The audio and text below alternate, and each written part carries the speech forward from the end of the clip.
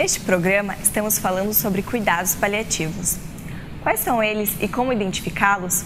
Acompanhe a entrevista de hoje com o Dr. Marcelo Collin.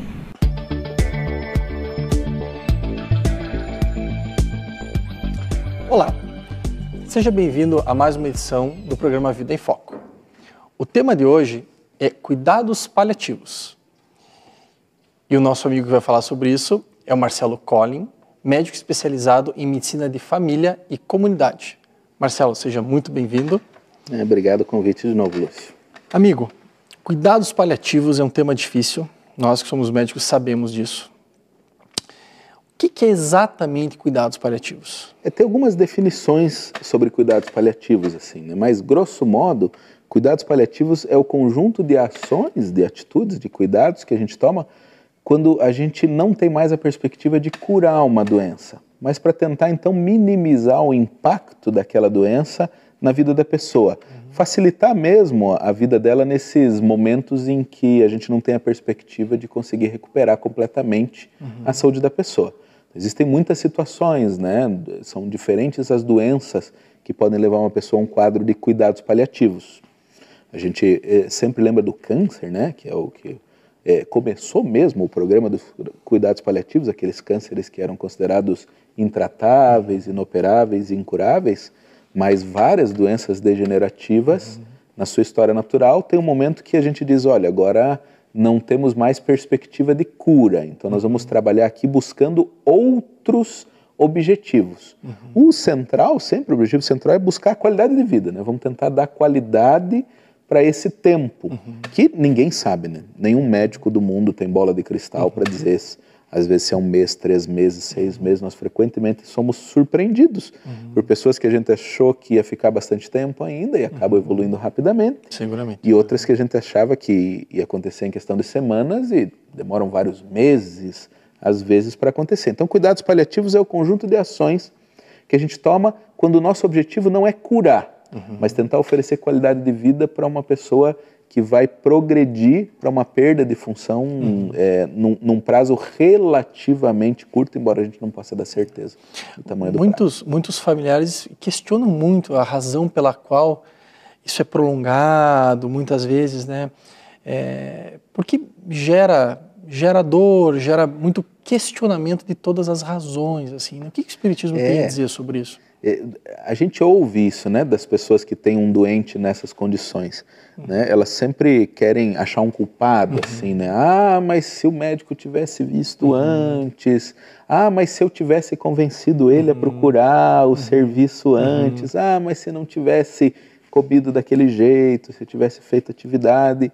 E dentro dessas negociações, que são muito naturais do processo do luto, da perda de um ente querido que a gente vai sentindo escapando pelos nossos dedos, também tem aquela pergunta assim, por que Deus permite que uma coisa dessas aconteça? Primeiro, quando a gente está falando em cuidados paliativos, a gente também está tangenciando o tema do luto, né, da morte.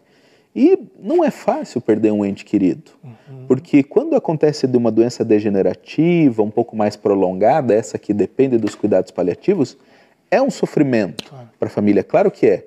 Agora, perder subitamente uma pessoa que você não estava preparado, um acidente de trânsito, né, um pai de família tem aquilo, um assassinato, uma coisa desse gênero, também tem as suas dificuldades. Então, a primeira noção que a gente tem que ter é que perder um ente querido nunca é fácil. Então, aqueles que vão para as doenças crônico-degenerativas, e a gente pode se antecipar, também tem uma razão para que essas coisas aconteçam. Cada caso é um caso, não dá para a gente generalizar essas circunstâncias. Agora, há que se considerar que, via de regra, quando a pessoa vai evoluindo com uma doença degenerativa, é realmente a providência dando um sinal assim, olhe, aproveitem de alguma maneira esse momento, procurem entender esse momento, por que as coisas estão acontecendo dessa maneira. E esse recado pode ser para um, para outro ou para os dois. Que dois? Pode ser para a pessoa que está passando a doença, para que ela saiba que tem um tempo e reflita sobre esse tempo, reflita sobre essa transitoriedade da vida, reflita sobre as coisas que são importantes para a vida dela, ou para as pessoas que convivem mais próximas dela, que não é só os familiares, tem os amigos, as pessoas que compartilham da vida também, que vendo a degenerescência do corpo da outra pessoa também vão poder refletir de diversas maneiras. Então, uma coisa é clara, sempre existe uma razão para as coisas acontecerem na nossa vida. E a gente buscar compreender melhor, absorver toda essa razão é a melhor maneira de lidar. Então, aqui, mais uma vez, como com muitas situações da nossa vida que são sofridas, é importante que a gente aprenda a fazer as perguntas certas. Porque, frequentemente, quando a gente está diante de uma dificuldade, a nossa pergunta é por quê? Por quê, por quê, por quê, por quê, por quê, por quê? Só que é um porquê de procurar um culpado e que nos leva a muito poucas respostas. Então, para mim, a primeira pergunta que a gente deve se fazer é o quê? O que eu estou sentindo? O que está se passando comigo? Como é que isso está mexendo comigo? De que maneira as coisas vieram a estar como estão? Porque uma pessoa que se descobre com uma doença que não vai ter muito o que fazer, que ela não sabe exatamente o curso, mas prevê um determinado caminho, repassa a sua vida inteira naquele momento. Sempre tem, eu me lembro do Roberto Chiniachi, que hoje é conhecido pelo seu trabalho com promoção do ser humano, né? E ele era médico intensivista, né? Ele trabalhava com UTI. E ele dizia que ele sempre via as pessoas naquela condição entre a vida e a morte, encarando meses de sofrimento, e via sempre as mesmas reclamações. Você acha que tinha alguém reclamando assim, por que eu não fiz mais um mestrado? Por que eu não comprei mais um carro? Por que eu não fiz mais um curso? Você acha que as pessoas faziam essas coisas? Ninguém. Com certeza não, né? Ninguém se perguntava essas coisas. Todo mundo dizia, por que eu não dei mais qualidade para o meu tempo? Porque essas situações nos levam a repensar, às vezes, uma vida. Na UTI, às vezes, você tem a chance de voltar, se recuperar completamente e seguir. Nos cuidados paliativos, via de regra, só se acontecer algo muito fora do esperado. Mas mesmo assim, nós temos a oportunidade de repensar para o nosso futuro. Porque a gente não pode circunscrever o nosso pensamento a uma existência física. Então, se eu me descubro com uma doença grave, provavelmente fatal e progressiva, eu posso sim repensar valores e vou levar o que eu ganhar com isso para as próximas. É isso que o Espiritismo vem mostrar para nós que tem justiça e tem magnanimidade de Deus aí. Aquele crescimento que a gente... Porque é um crescimento malhado a ferro. É um crescimento debaixo de dificuldades. A gente vai poder desfrutar dele em algum momento. Que a gente aprenda nessa situação de dificuldades, a gente vai poder utilizar para nos trazer uma situação de mais tranquilidade, de mais paz, de alguma maneira melhor, para as chances que nós teremos adiante também. Então, tanto para os que ficam como para quem vai, todo mundo pode colher frutos que vão render para ele resultados no futuro ali.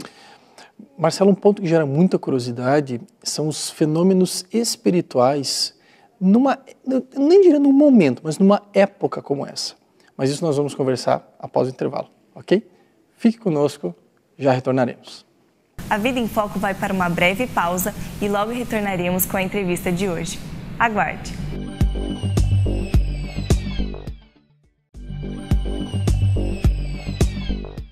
Retornamos com o segundo bloco de entrevista. A Vida em Foco traz como tema cuidados paliativos. Acompanhe. Estamos retornando com o tema cuidados paliativos com o nosso amigo Marcelo Collin, médico. Marcelo, antes do intervalo, eu te questionei a respeito do que gera muita curiosidade dos fenômenos espirituais que acontecem durante a época dos cuidados paliativos.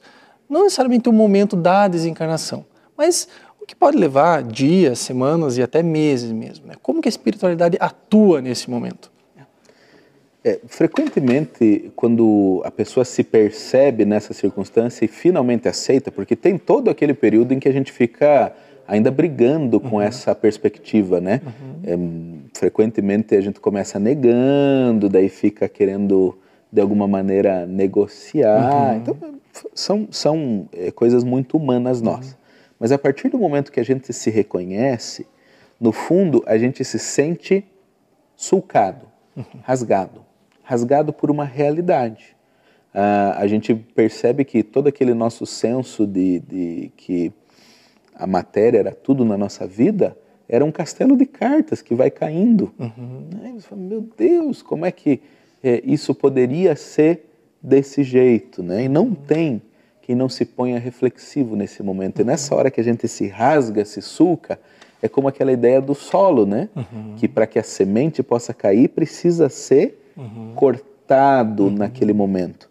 Então, quando a gente se descobre nessa situação, ou descobre um familiar próximo que também nos rasga intimamente, está junto daquela pessoa que sofre, estarmos ligados àquela pessoa que sofre, nós oferecemos um coração fértil. E daí fenômenos espirituais muito interessantes podem acontecer. Tem os fenômenos que são próprios nossos.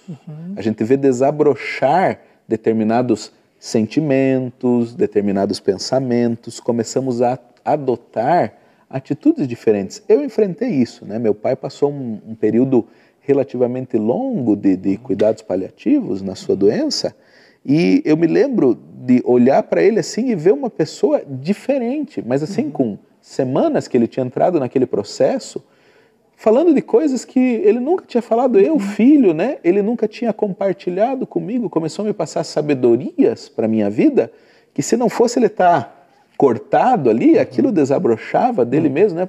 De repente eu preciso passar outras coisas mais importantes para o meu filho que vai ficar agora e eu sabendo que eu estou indo.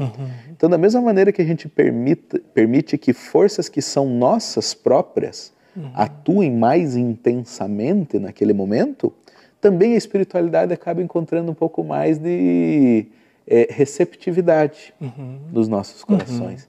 Então, para a gente que estava, às vezes, totalmente engolido pela rotina e pelo estresse e pelas tarefas de todos os dias, essa parada abrupta nos permite a sensibilidade para outras questões, inclusive espíritos desencarnados que nos acompanham, né? Isso é uma coisa muito clara, nós temos espíritos que nos acompanham a todo momento e é muito frequente as pessoas olharem isso do ponto de vista negativo, né? Das tentações, disso, daquilo, mas o mais da verdade, o interesse principal é que a gente cresça, né? Então os bons espíritos sempre estão ali para nos infundir boas ideias, vão encontrar às vezes nesse momento a chance de nos infundir bons pensamentos, bons sentimentos e que a gente se conduza de uma maneira melhor.